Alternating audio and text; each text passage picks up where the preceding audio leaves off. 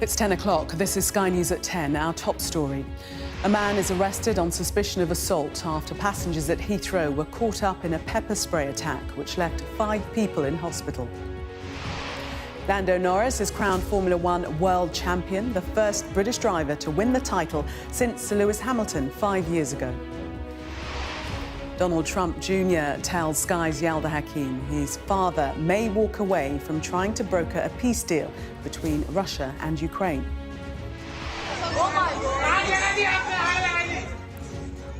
The moment of fire tragedy began to unfold at a nightclub in India in which 25 people lost their lives. In sport, England's batting problems continue as Ben Stokes' side lose the second Ashes test by 8 wickets in Brisbane. And we'll take a first look at tomorrow's front pages in our press preview from 10:30.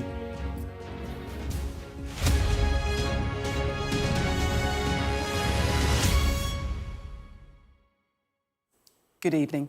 5 people have been treated in hospital after being assaulted with what police have described as a form of pepper spray at Heathrow Airport. The incident prompted a significant response from the emergency services, with a 3-year-old girl amongst the 21 people treated by paramedics at the scene. One man has been arrested and police say they're still searching for other suspects. The incident began when a group of men used the spray as they robbed a woman of her suitcase in the multi-storey car park at Terminal 3. Our correspondent Emma Birchley has the story. Confusion about exactly what they were facing. Armed police respond to an unfolding threat, weaving between cars caught up in the emergency response in a multi-storey car park at Heathrow's Terminal 3. The first 999 calls came shortly after 8 o'clock on Sunday morning, and it quickly became clear that some kind of substance had been used in the assault, involving a group of men, leaving multiple people injured. I observed 3 young men, all dressed in black, with their heads covered, obscured, and they seemed a little sketchy. I don't know how else to describe it.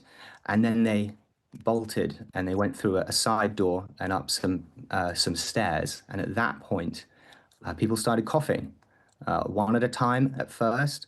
And then suddenly I sort of looked around and everyone in the room was coughing, including me. There was a burning in my throat. And it was one of the weirdest things I've ever experienced. For a few moments there, when the police were saying, well, we don't know what's going on, there's been an attack, and the police are running. As you saw in my video, they're handing each other their guns, they're gearing up.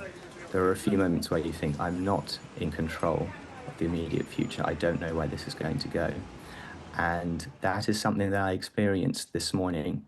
It was absolutely terrifying, and I 100% believe that I was in a terrorist attack for a few moments there. Police later said it appeared 4 men had targeted a woman in a car park lift, stealing her suitcase. It's thought they were all known to one another. And it was those in the lift and surrounding area who needed to be treated. Within 9 minutes of the incident being reported, a 31-year-old man was handcuffed and taken into custody.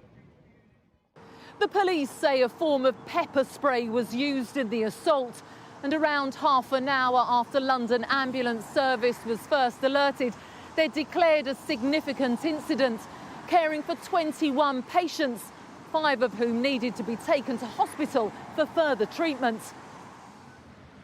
There was initial concern that it could be terror-related, as the entire area ground to a halt, with roads gridlocked and public transport suspended. Passengers queuing at the station to escape the overcrowded airport. But in a statement, Commander Peter Stevens said, "We are not treating this incident as terrorism. I understand the public's concerns and would like to thank those in the area for their cooperation this morning." It was all over in a few hours, but the large-scale response was no surprise at the UK's busiest airport. There'll be relief that it appears to be an isolated, if terrifying, incident for those caught up in it all. And none of the casualties are thought to have life-threatening injuries. But now the focus for police is tracking down the suspects who managed to escape. Emma Birchley, Sky News, Heathrow. British driver Lando Norris has won his first Formula One world title in a thrilling end-of-season decider in Abu Dhabi. The McLaren driver finished the race in third place behind Red Bull's Max Verstappen and teammate Oscar Piastri. But the podium finish was enough for the 26-year-old to claim the World Championship, the first Briton to do so since Lewis Hamilton 5 years ago. Shimon Freeman-Powell reports. It's lights out and away we go. Verstappen comes right over to cover Lando Norris. Leaves a gap for Piastri if he wants it. After 24 gruelling Grand Prix races, his relentless pursuit has finally paid off. Papaya rules in 2025. Lando Norris crosses the line. The British McLaren driver has at last been crowned Formula One world champion. I love you, Mum. I love you, Dad. Thanks for everything. I'm not crying. It was a spectacular showdown against stiff competition, with four-time world champion Max Verstappen hot on his heels and teammate Oscar Piastri close behind. I now know what Max feels like a little bit, and I want to congratulate Max and Oscar, my two biggest competitors the whole season. It's been a pleasure to race against both of them. Surrounded by friends and family in Abu Dhabi, the 26-year-old has become the 35th Formula One world champion. And just look at the joy. That's what it means to become a world champion. Lando, amazing. I'm so happy for him. It's been really nervy. But what a way to finish. Great race, great result. It's whole season's work. Yeah, I'm and we can relax for a off-season and go again next. I don't even know what to say. Yeah. Norris has claimed the title, but now he needs to cling on to it. Speaking from a track where Norris first trained, his former coach says this is the next challenge. Nowadays, it's terribly difficult. I mean, there's 20 people on the grid. That's worldwide. So, to see as many English people up racing Formula One and obviously English world champions past and present, it's fantastic. His next challenge is to try and retain the World Championship. I think that's once you can do that, then you are really good. And for young fans at this track, Norris is a champion today and a role model for tomorrow. I'm really excited that he won because I want to be like him when I'm older, and he's really inspirational. The track's really nice and it's quite fun to drive where he first started, because you never know, I could get the opportunity to be like him when I'm older. For 2025. Lando Norris slams down the champagne bottle and stands on the podium as world champion. His true talent and hard work helped to claim his maiden title and also made his fans proud, carrying the Union flag to the very top of Formula One. Shimon Freeman-Powell, Sky News. President Zelensky has said tonight that talks with US representatives on a peace plan for Ukraine have been constructive but not easy. Mr Zelensky is due in London tomorrow for talks with Sir Keir Starmer. Today, Donald Trump's eldest son, Donald Trump Jr., told Sky's Yalda Hakim that his father may walk away from the peace process. Speaking to our lead world news presenter at a conference in Doha, Donald Jr. said the issue was not a priority for most Americans. You're both here in the capacity of business leaders, but you've also been instrumental in shaping the message of the administration. You talked about Europeans, and Europeans are concerned that Ukraine is going to be abandoned. Are those fears valid? I don't think Ukraine is going to be abandoned, but I think for years, again, it was the same thing as the last answer, which is, well, we want to attack Russia, we want to do this, well, when it comes to actually writing a check ourselves, no, the US is going to do it. The American public doesn't have an appetite for that. Since the invasion of Ukraine, I heard major leaders, Mitch McConnell, the leader of the Senate in the United States, saying, it's the #1 issue for Republicans in the United States. And I say, that's weird. I speak to Republicans all over the country every day, probably far more than Mitch has ever spoken to, despite his 379-year career in politics. I did that on a weekly basis, and I surveyed people at every talk I did. It got to the point where it was probably well over 200,000 Americans that I spoke to directly. And I'd be in a room like this, and I'd ask, is Russia, Ukraine a top 3 issue for anyone in the room? Nothing. What was the idea for Europe, who is on the border of Ukraine, who has much more at stake if this happens. Well, our plan is to win economically when pressed on the issue. How are you going to do that? Well, we're just going to wait for Russia to go bankrupt. That's not a plan. That's not an idea. The gentleman from Spain was a lovely guy. I saw him last night later on at the forum, but Spain was putting in 2.2% rather than the 5% required by NATO, because my father actually wanted people who are the biggest stakeholders to get into the game. Well, we feel that our 2.2% is being utilized more efficiently, and therefore we're not. That's not an answer. That's not a solution. And again, I understand why they are there, because America has set a precedent for decades that they'll just write the check. But if the will of the people isn't there, everyone needs to step up. Everyone has to do their share.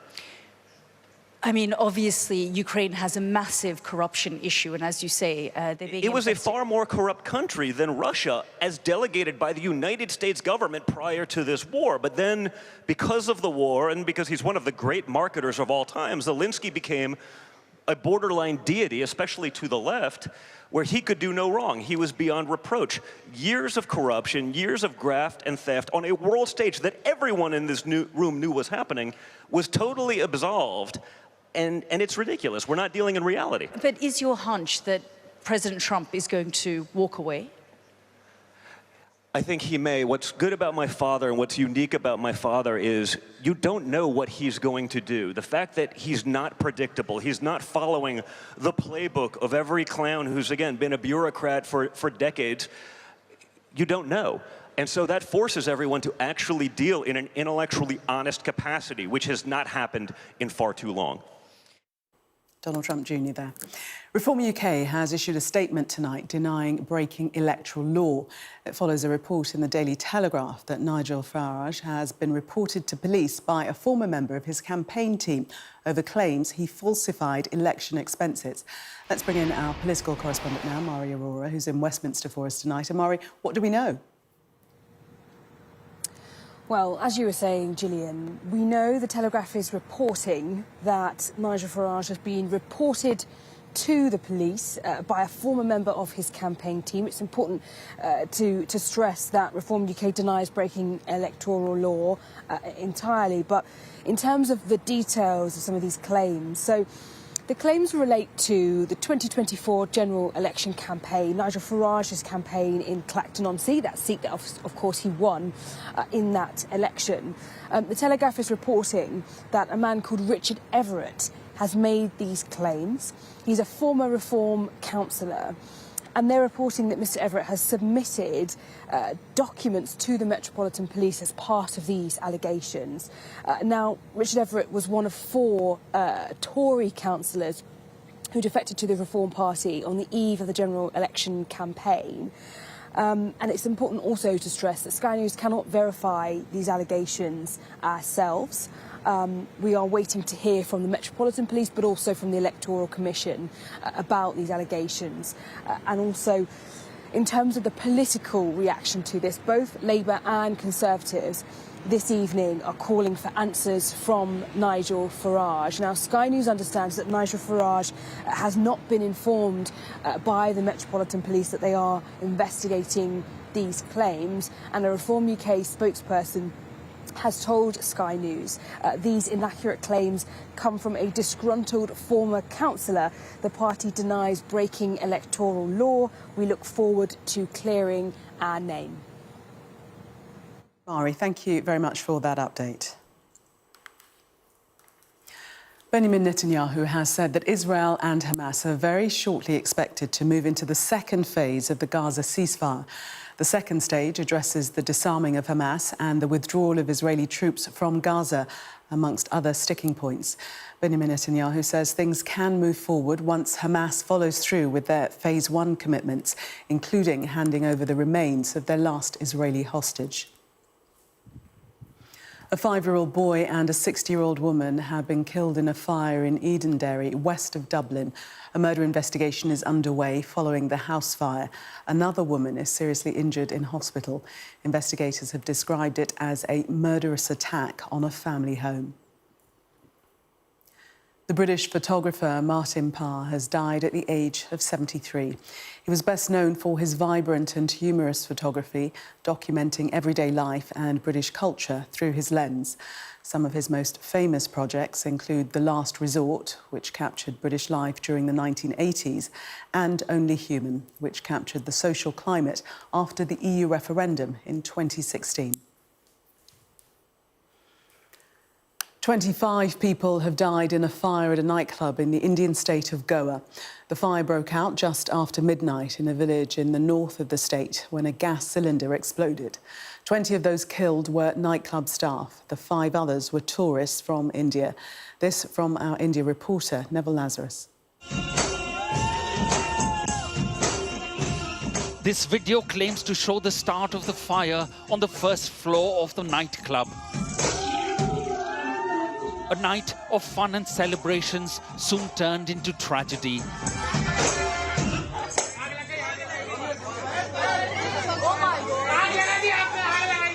The club, packed with over 100 people, was engulfed in flames in one of the most popular tourist destinations of Arpora in North Goa. Preliminary reports suggest the fire had begun from the first floor and soon spread to the whole building. Most of those who killed were the staff in the kitchen, which was in the basement. With no ventilation or fire exit, they suffocated to death. The club, built on a salt pan in an eco-sensitive site, had just one narrow entry and exit, restricting and hindering fire trucks and emergency vehicles to the site. The incident that took place in Goa today is an unfortunate incident. This should never happen in a tourism state like Goa. Some people operate without permission or illegally, and the fire incident happened because of this. The government has set up a magisterial inquiry into the incident. The club manager has been arrested and a warrant out for its owners. In a statement on X, Prime Minister Modi said the fire mishap is deeply saddening. My thoughts are with those who have lost their loved ones. May the injured recover at their earliest. Goa is India's prime tourist destination with close to 7 million visitors, including 400,000 foreign tourists who come every year. This is high tourist season, and the industry contributes about 17% of the state's GDP. But tragedies like these do not fare well as a safe destination for people who come to spend their precious time and money and take back a lifetime of memories. Neville Lazarus, Sky News, India. Young people who are out of work are to be offered job opportunities in construction and hospitality in an attempt to stem the rise in youth unemployment. Today, ministers announced a multi-million-pound package aimed at helping almost 1 million people get off benefits and into work. But those who refuse to engage could lose some of their benefits, as Ashish Joshi reports. Tanya graduated from university 3 years ago. She shared her mental health struggles with her new employer, but their promises of support never came.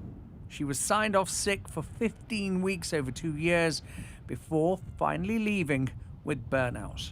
Unfortunately, when I came back from my sick leave, I had my mid-year performance review, and one of my colleagues had written in my mid-year performance review that the project momentum got ruined because Tanya took time off sick. And for me, that made me realise that this just isn't an inclusive environment for me. Tanya's is an increasingly familiar tale, and one which is driving a significant rise in young people leaving the workforce. The number of 16 to 24-year-olds known as NEETs, that's someone not in employment, education and training, has been rising since 2021 and now stands at 946,000. Of these, 39% are unemployed, but the majority, that's the remaining 61%, they're economically inactive, which means they're not employed or looking for a job. The government says much more help will be given to these people to move them off benefits and into employment. The idea behind the youth guarantee proposals that we are announcing today is to offer those young people a better future. And I think this should be a Labour cause because it's an issue not just of unemployment, but of inequality too. These numbers are worse in the poorest parts of the country. The plans include an £820 million package, including money for training and work experience in construction, hospitality, and health and social care. But the offer of help comes with a warning. People who do not engage with the process will lose their benefits. A big cause of this is of young people not engaging is rise of ill health, rise of the number of people who are struggling with their mental health, and threatening people in that situation with sanctions and removing financial support is not the way that would be logical to supporting that. What we probably need is support to boost confidence, to think about and build hope for the future. Tanya now runs her own Gen Z-led consultancy, advising employers on how to attract and retain young people by offering the right support. There really needs to be a better focus and understanding of mental health in the long term. I think we're still seeing mental health challenges in the short term as an acute challenge that needs to be overcome and then things are fine. But I think what's really missing within these policies is seeing the longevity and the long term. The demand for her services looks set to grow. Ashish Joshi, Sky News. Let's go back to the war in Ukraine now. And Sky News has been given access to a secret underground military base in the east of the country. Journalists aren't usually allowed in, but our security and defence editor, Deborah Haynes, was invited inside to see the vast subterranean network of rooms. This underground base in eastern Ukraine is so secret, soldiers must change into civilian clothes when they step outside to avoid attracting attention. Home sweet home. Home sweet home. We were given rare access to meet a battle-hardened officer of the Azov Corps. It's one of the country's best combat units and was deployed to the Donbass over the summer to counter a sudden Russian advance. Lieutenant Colonel Arsen Dmitrik, call sign Lemko, highlights the territory his troops have helped to recapture. Everything marked in green was liberated together with airborne troops, assault units and drone teams. Yet footage shared with us by the Ukrainian side shows how the Russians keep trying to attack, even on motorbikes, in a failed attempt to evade drone and artillery fire. The Azov Corps claim to have killed or wounded thousands of Russians, but they've suffered losses too. It's why talk of surrendering this land in a peace deal is seen as unacceptable. Simply giving it away is not the way. Diplomats do their work, we do ours. Our job as soldiers is to give as many advantages as possible to our negotiation team. And we are doing exactly that. He's been defending his country since Russia first invaded in 2014 and has a warning for European allies. Ukraine once lost a hybrid war that had been waged since the very start of our independence. Because of that defeat, there was a physical operation against us in Crimea, and then a physical operation in 2022. Now the hybrid war has reached its climax, and it is moving into the Baltic states and Europe. Lemko is referring to drone sightings, sabotage and other suspected hybrid attacks. Now is the moment for all countries to unite and counter this hybrid war, because the consequence may be a physical one. And that would mean a widening of this war. Deborah Haynes, Sky News, Eastern Ukraine. Time now to catch up on all of the sports news with Dave. Staying connected is vital for business. Sky Business sponsors this report.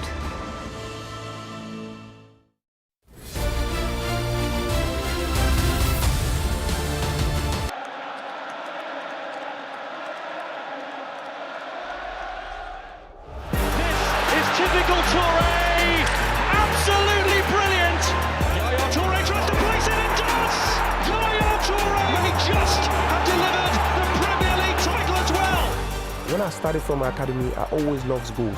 During my career, they was thinking about me not defending or running backwards, but I always keep in my mind always in the same way, like enjoying football, share that with fans, and be happy with something, you know what I mean? Because I've never been happy chasing people. I've always been happy when people chasing me. I was playing midfielder, and sometimes I have to do my duty as defending, try to protect the defense, the fullbacks. But it's only one ball. Two guys can do that. Me, I have to attack, and I've always been obsessed with goal. You're a product of the ASIC Academy in the Ivory Coast. It's produced loads of amazing players. What was special about that academy specifically? Yeah, it's pure about football and passion than desire, you know. And at a young age, we learned tactics, but we were more technical. We learned as well about different positions as well, playing the games, because in our development as well and education, we know we're gonna face different coach during our career and we need to adapt. When I arrived in academy, for 2 years, I've been playing without shoes, learning degrees, learning touching balls,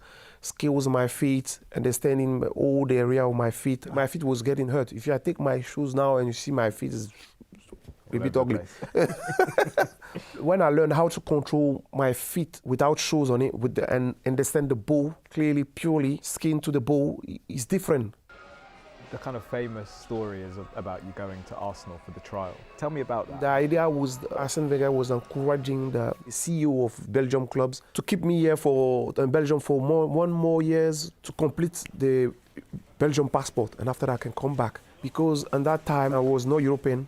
I need to have a European passport. And for me, that last of time was too much for me. When I was in Ukraine, it was a transition, like I was alone. There I started to learn more about myself, how resilient I am in terms of adapt myself. No one speaks English, they speak Russian. And me, I was speaking French and a little bit broken English. Now I go to the point that I have to go to school, I have to learn, I have to understand. And at that some period of the day, I cannot go out of the house from 4 p.m. Why? Because they're not used to see. And it can be dangerous, you know what I mean? Because there have been some problems in the past when I was there. Some students went to Ukraine to study, and they've been able to go to the clubs, but that's why the clubs tell me to not go out. It was tough for me, but it was the learning as well. That's where I start to discover and understand the world. That's what I'm talking about. I think this move, at the time I was thinking it was wrong, but now I realize it was right. If there's ever going to be a legend at this club, then it's this man. You have to have, first of all, to be a legend, a tremendous amount of talent. You need to have longevity, and then you need to be there in key moments. And I just want to remind a few of them. First league winning title, 2 goals against Newcastle, Yaya Toure again. Second league title, Crystal Palace away, Yaya Toure again. League Cup final against Liverpool, Yaya Toure.